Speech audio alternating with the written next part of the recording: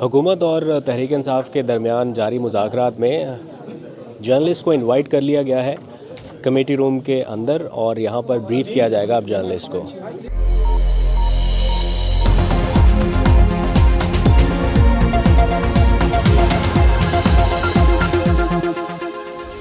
بسم اللہ الرحمن الرحیم، السلام علیکم۔ پاکستان اور دنیا بھر میں دیکھنے اور سننے والوں کو عبد القادر کا سلام۔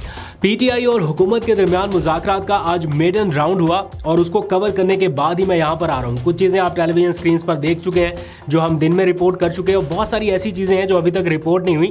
ہم اپوزیشن چیمبر میں بھی رہے، حکومتی سائٹس کو بھی آبزرو کیا، باڈی لینگویج دیکھی، لوگوں سے آف دا ریکارڈ بات چیت کرنے کی بھی کوشش کی کہ ان مذاکرات سے کچھ نکلنے کی امید بھی ہے، کچھ مل سکتا ہے یا نہیں مل سکتا۔ دوسری جانب حکومتی حلقے کیا سوچ رہے ہیں، تو جو ان سائڈ انفارمیشن ہے وہ آپ کے ساتھ شیئر کرتا ہوں۔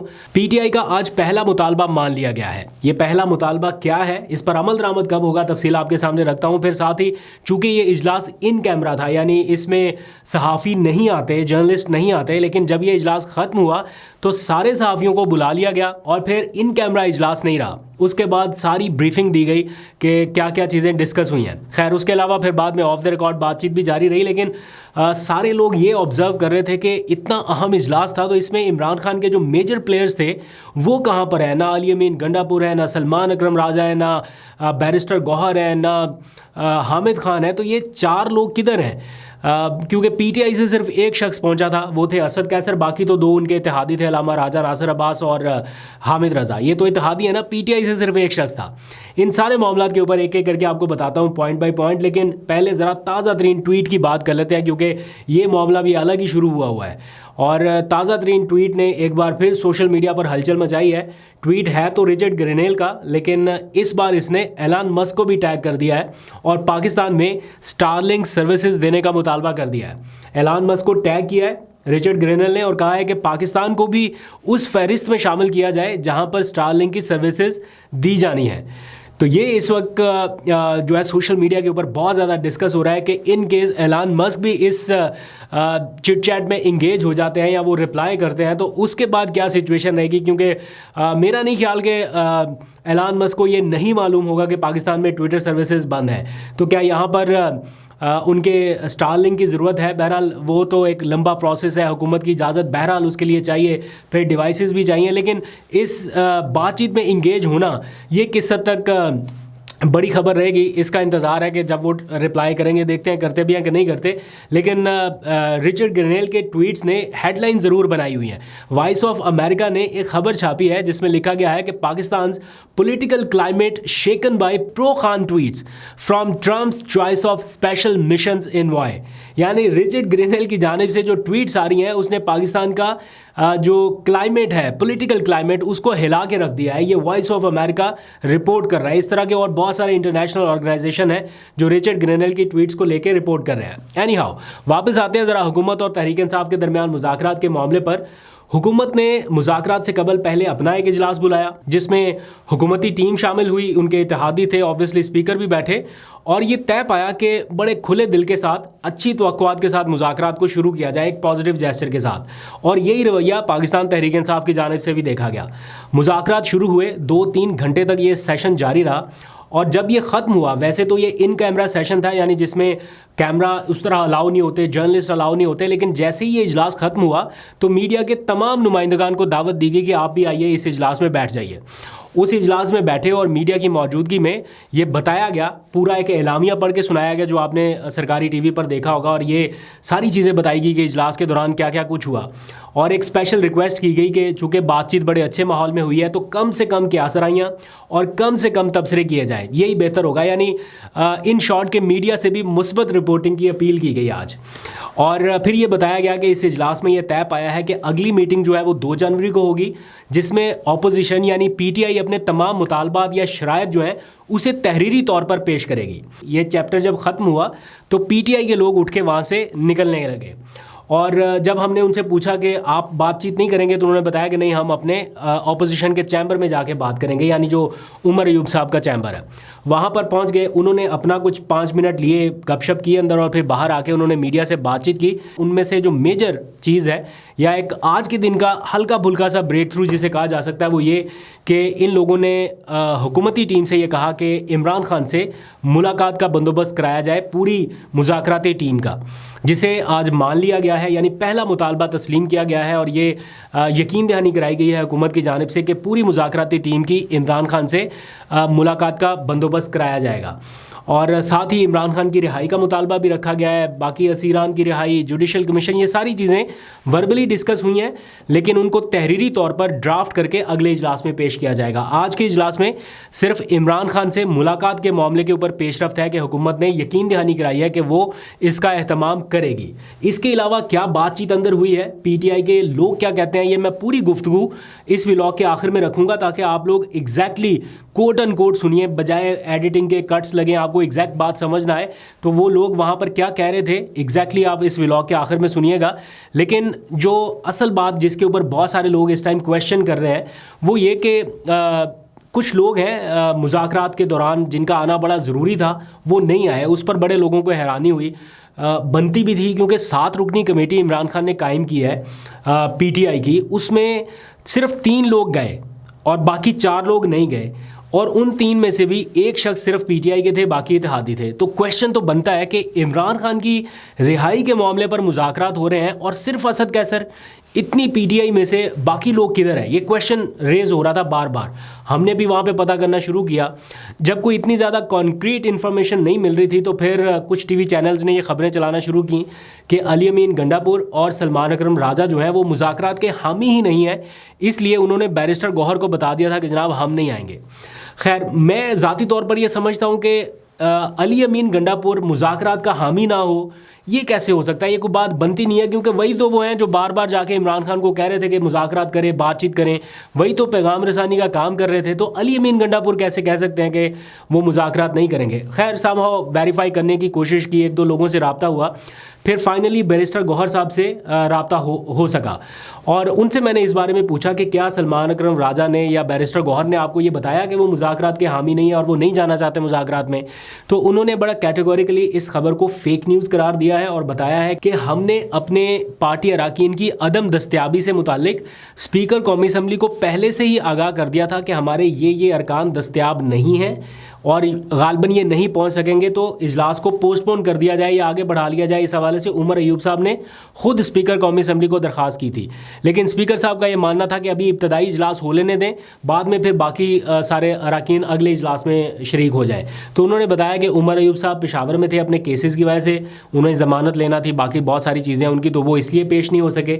حامد خان جو اہم رکن ہے وہ بنگلہ دیش میں ہے, ڈھاکہ میں ان کی کوئی مصروفیت ہے, وہ ڈھاکہ سے نہیں آ سکتے تھے. اسی طرح سلمان اکرم راجہ کے بارے میں جو انہوں نے ڈیٹیل بتائی ہے وہ تھوڑی سی حیران کن ہے. وہ بتاتے ہیں کہ وہ لاہور میں تھے اور انہوں نے یہ کہا تھا کہ وہ پہنچ جائیں گے لیکن وہ نہیں پہنچ سکے. اب کیوں نہیں پہنچ سکے اس کے بارے میں انہیں علم نہیں ہے. اور علی امین گنڈاپور چونکہ صوبائی کابینہ کے اجلاس میں مصروف تھے, کچھ سرکاری امور تھے, نپٹان کرم کے حوالے سے کچھ چیزیں تھیں پائپ لائن میں, اس لیے وہ نہیں آ سکے. بہرحال مصروفیات اپنی جگہ, سرکاری چیزیں اپنی جگہ, ان کو بھی اہمیت دینی پڑے گی, کوئی شک نہیں ہے. لیکن میری اپنی ذاتی رائے ہے کہ جہاں پر معاملہ عمران خان کی رہائی سے جڑا ہے اور آپ کی پوری ایک سروائیول سے جڑا ہوا ہے مذاکرات سے, اس میں صرف اس طرح کا جیسچر شو کرنا کہ پی ٹی آئی میں سے صرف ایک بندہ ہو, تو یہ پھر لوگ کویشچن تو کریں گے. یہ بنتا ہے کویشچن, یا تو آپ کلیئر بتائیں نا. اگر آپ اتنے ٹائم تک بتائیں گے بھی نہیں کہ کیوں نہیں آئے, کیا مصروفیات تھی, تو پھر اس لیے یہ فیک نیوز چلتی ہیں. اینی ہاؤ بیرسٹر گوہر صاحب نے اس کی وضاحت کر دیا کہ کیوں یہ نہیں آ سکے اراکین, اور اگلے اجلاس میں شرکت یقینی بنائی جائے گی. باقی آپ لوگ اپنی رائے کا اظہار کیجیے گا. آگے بڑھتے ہیں. آج کی ایک اور خبر ہے 190 ملین پاؤنڈ کیس کے فیصلے کے حوالے سے, جو کہ معمہ بنا ہوا ہے اس ٹائم. وہ فیصلہ آنا تھا, آج نہیں آیا. 3 دن سے ہم اس بارے میں بات کر رہے ہیں کہ جناب وہ فیصلہ, جج صاحب تو کہہ رہے ہیں کہ میں 23 دسمبر کو سناؤں گا, لیکن کہیں اور سے خبریں آ رہی ہیں کہ نہیں سنایا جائے گا, اور ایگزیکٹلی آج ویسا ہی ہوا.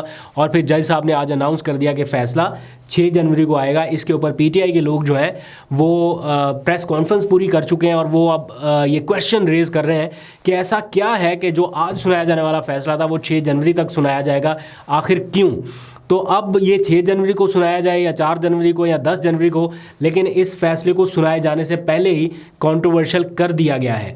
یہ پی ٹی آئی کے حق میں جائے گا یا خلاف جائے گا میں اس بارے میں کچھ نہیں کہتا، لیکن جہاں پر یہ چیز آ جائے کہ جناب کوئی نہ کوئی گڑبڑ ہے تو وہ فیور کرے گا جس کے خلاف فیصلہ آئے گا. اب دیکھتے ہیں عمران خان صاحب اور ان کی لیگل ٹیم اس پوائنٹ کو کس طرح سے دیکھتے ہیں یا کس طرح سے فائٹ بیک کرتے ہیں. آگے آ جائیے. اب جو پی ٹی آئی کے اراکین نے آج مذاکراتی سیشن کے اختتام پر بات چیت کی ہے، میں چاہتا ہوں کہ ذرا ایگزیکٹلی کوٹ ان کوٹ آپ وہ سنیے، ہماری زبانی سننے کی بجائے جو وہ کہہ رہے ہیں آپ براہ راست سنیں تاکہ آپ کو بہتر آئیڈیا ہو. میں ویڈیو کلپس یہاں پہ لگا رہا ہوں. پہلے اسد کیسر صاحب کی گفتگو ہے 2-3 منٹ کی، اور اس کے بعد پھر صاحبزادہ حامد رضا کی گفتگو ہے. تو آپ سنیے کیا مطالبات رہے، کیا باڈی لینگویج تھی، کیا رویہ تھا، آپ بہتر جج کر سکتے ہیں. ابھی تک کے لیے اتنا ہی. اللہ حافظ. الرحمن الرحیم. اچھا، آج آپ نے تو رپورٹ کر دیا ہے کہ آج ہماری میٹنگ ہو گئی ہے. اس پہ ہم نے اپنا نقطہ نظر بھرپور طریقے سے رکھا کہ جو ہمارا موقف ہے کہ ہمارے جتنے قیدی ہیں انکلوڈنگ عمران خان اور جو ہمارے ورکرز ہیں ان کی رہائی، اور جوڈیشل کمیشن کے حوالے سے جو ہمارا مطالبہ ہے کہ سپریم کورٹ کی سینئر ترین ججز کی تحت جو ہے نا وہ جوڈیشل کمیشن بنایا جائے.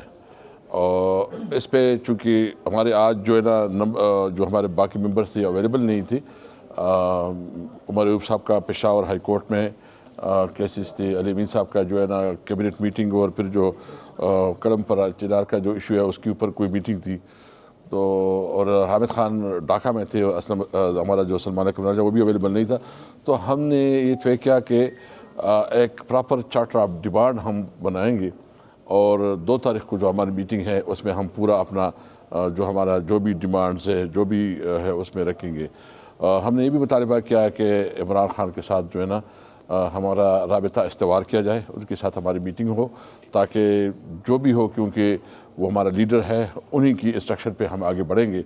تو حکومت نے یہ مطالبہ مان لیا ہے کہ ہم آپ کی ملاقات ارینج کرتے ہیں. تو دیکھتے ہیں کب ہمارا ملاقات ارینج ہوتی ہیں. 2 تاریخ کو ہماری جو میٹنگ ہے وہ 2 جنوری کو انشاءاللہ میٹنگ ہوگی، اور اس کے بعد یہ مسلسل میٹنگز ہوگی. مطلب یہ ہے کہ کیونکہ پیپل پارٹی کی جو وہ سمجھ لیتے کہ اس کی کوئی برسی ہے، کوئی ایکٹیویٹی ہے، اور دوسری وجہ سے 2 تاریخ کو ہم نے رکھے. 2 کسی آن ورڈ جو ہے نا پھر ریگولر ہماری میٹنگ ہوگی. جو ہمارے ورکرز ہیں جو اس وقت جیلوں میں اس کے اوپر بھی ہم نے بات کی، اور جو اس وقت ہمارے ایم این ایس کے ساتھ جو پارلیمنٹیرین کے ساتھ جو ہو رہا ہے جس کے پنجاب میں، اس کے حوالے سے بھی ہم نے اپنا نقطہ نظر رکھا ہے، اور انہوں نے بتایا کہ ہم اس پہ بات کریں گے. بہرحال چونکہ باقاعدہ ہماری مذاکرات جو ہے نا وہ 2 جنوری کی شروع ہوں گی. آج جو ہے نا ایک انیشیل ڈسکشن ہوئی ہے، لیکن ڈیٹیل ڈسکشن جو ہے نا انشاءاللہ 2 جنوری سے شروع ہوگی انشاءاللہ. بانی چیئرمین کی رہائی کے لیے بات کر رہے تھے کہ مطالبات میں سے پیش مطالبہ وہ ہے، تو حکومت کا اس پر کیا موقف تھا؟ اگر باقی مطالبات مان لیے جائے اور یہ مطالبہ تسلیم نہ ہو تو پھر کیا کریں گے پاکستان میں؟ دیکھیں اس وقت کیا کریں گے، کیا ہوگا، اس وقت ہم کوئی بات نہیں کریں گے اس کے اوپر. 2 تاریخ سے ہماری باقاعدہ ڈسکشن شروع ہو جائے گی، مطالبات پہ بات ہوگی. آج وہ انیشیل میٹنگ تھا، اس پہ اتنی ڈیٹیل نہیں، صرف اپنا موقف رکھا ہے. جو میں نے بات کی ہے کہ رہائی، جو ہمارے اسیر رہنماؤں کی رہائی، سیاسی قیدیوں کی رہائی، ہماری جو جوڈیشل کمیشن سینئر جو ججز ہے اس کے ماتحت جو ہے نا جوڈیشل کمیشن، اور جو ہمارے پنجاب میں ہمارے لوگوں کے ساتھ جو ظلم ہو رہا ہے، اور خاص کر جو ہمارے غریب ورکرز ہیں ان کے حوالے سے، اور جو شہید ہوئے ہیں ان کے حوالے سے بھی ہم نے بات کی. 26 کے حوالے سے بھی. اسد صاحب یہ فرما دیجیے گا کہ آپ کی پہلے بھی حکومت کے ساتھ ملاقاتیں ہوتی رہی ہیں، 26ویں ترمیم میں بھی ہم نے دیکھا، آج بھی آپ کی یہ مذاکراتی کمیٹی بیٹھی ہے. تو کیا لگتا ہے کہ جو آپ نے ابتدائی اپنا ڈرافٹ رکھا ہے حکومت کے سامنے، کہ ان کا رویہ کس طرح کا تھا، مثبت تھا؟ کہ آپ کو لگتا ہے کہ آپ کے مطالبات پورے کر لیے جائیں گے، یا پھر سے اسی طرح سے ہوگا کہ مطالبات پورے کیے بغیر یہ مذاکراتی؟ دیکھو ہم کیا ہے، ہم آپٹمسٹک ہیں، امید رکھتے ہیں. دیکھیں باقی جو بھی ہوگا ڈیٹیل میں نہیں جائیں گے، کیونکہ ابھی مذاکرات ابھی باقاعدہ شروع، ایک انیشیل میٹنگ تھی، اور 2 جنوری سے باقاعدہ ہمارا بس یہ کامنٹ کر دیں، پہلے سے باتیں ہو رہی تھی مذاکرات کے حوالے سے، ہم نے دیکھا بڑی جلدی مذاکراتی ٹیم بنی حکومت کی جانب سے، اور پہلی میٹنگ بھی ہو گئی. کہا یہ جا رہا ہے کہ محسن نقوی صاحب کی اور علی امین گنڈا پور کی جو ملاقات ہوئی ہے اس میں اس حوالے سے پیش رفت ہوئی تھی، ایسا ہے؟ نو کمنٹس. سول نافرمانی کی جو تحریک کی ڈیڈ لائن ہے اس میں توسیع کر دی گئی ہے ڈیڈ لائن میں؟ نہیں، وہ سوال سر یہ لے لیں کہ کیا حکومت اس پوزیشن میں ہوگی؟ آپ کے انتہائی جو ہے سخت مطالبات ہیں، اس پوزیشن میں ہے حکومت؟ آپ سمجھتی ہیں ڈیڈ لائن میں बस जितना कह सका वही मैंने कहा, आप कह सकते हैं। आप समझते हैं ये 13 लाशें उठाने से पहले ये सब कुछ होना चाहिए। करने के हवाले से मुतालबा दोहराया गया है। और सर कोई ऐसा मुतालबा है नहीं जिसमें मेरी नज़र के अंदर कोई प्रॉब्लम हो। मसलन आप 9 मई के ज़िम्मेदारान का तयन करना चाहते हैं, हम तो उससे फ़रार नहीं हुए, हमने तो जुडिशल कमीशन की बात की। 26 तारीख के ऊपर जो हुकूमती मौक़िफ़ था वो आपके सामने है, तब्दील हुआ। पहले कहा गया गोली चली नहीं, फिर कहा गया हवाई फायरिंग हुई, फिर कहा गया CM KPK के स्टाफ ने फायरिंग की, फिर कहा गया कुछ शहादतें हुई, उनके कवायफ दें। उसके ऊपर भी हमारा मुतालबा ये है कि जुडिशल कमीशन बनना चाहिए। मुझे इसमें कोई रुकावट नज़र नहीं। अगर आप जो बुनियादी सवाल है, पहले जो 2 इब्तदाई सवाल हैं, देखें आप बिल्कुल फाइनल कंक्लूजन के ऊपर जाके जंप करते हैं। इसके ऊपर को पॉजिटिव डेवलपमेंट होगी तो हम आगे बढ़ेंगे ना। अगर खुदा ना खास्ता इसके ऊपर ही डेवलपमेंट ना आगे हो सकी तो फिर आगे कहाँ बढ़ना है। सर हमद रजा साहब ये बताइएगा कि क्या समझते हैं कि हुकूमत में पावर्स हैं कि वो पाकिस्तान तहरीक इंसाफ को कोई बड़ा रिलीफ दे पाएगी? हुकूमत में ये पावर्स हैं?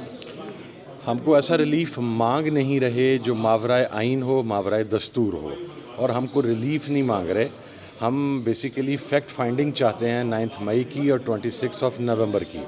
हम जो हमारे पॉलिटिकल प्रिजनर्स हैं, जो हमारे सियासी कैदी हैं, जो हमारे कारकुनान हैं, हम उनके रिलीफ की बात कर रहे हैं। तो हुकूमत तो क्लेमेंट थी, 6 माह आप ही हमें बताते थे कि हम मुज़ाकरात नहीं कर रहे और हुकूमत करना चाहती है, और आप ही को हुकूमत बताती थी कि हुकूमत के पास तमाम इख्तियारात हैं, हुकूमत पूरी पावरफुल है। तो इंशाल्लाह पता लग जाए। सर जुडिशल कमीशन के मामले पर कोई पेशरफ्त है, मतलब ग्रीन सिग्नल मिला है कि जुडिशल कमीशन बनाया जा सकता है? वो चूँकि कमेटी के सरबराह खुद उमर अयूब साहब भी मौजूद नहीं थे, हमने उनके सामने रख दिया कि ये हमारी इब्तदाई जो हैं मुतालबात हैं, और उसके ऊपर अब जब 2 तारीख को हम तहरीरी तौर पर रखेंगे तो फिर वहाँ से उसका जवाब दिया जाएगा।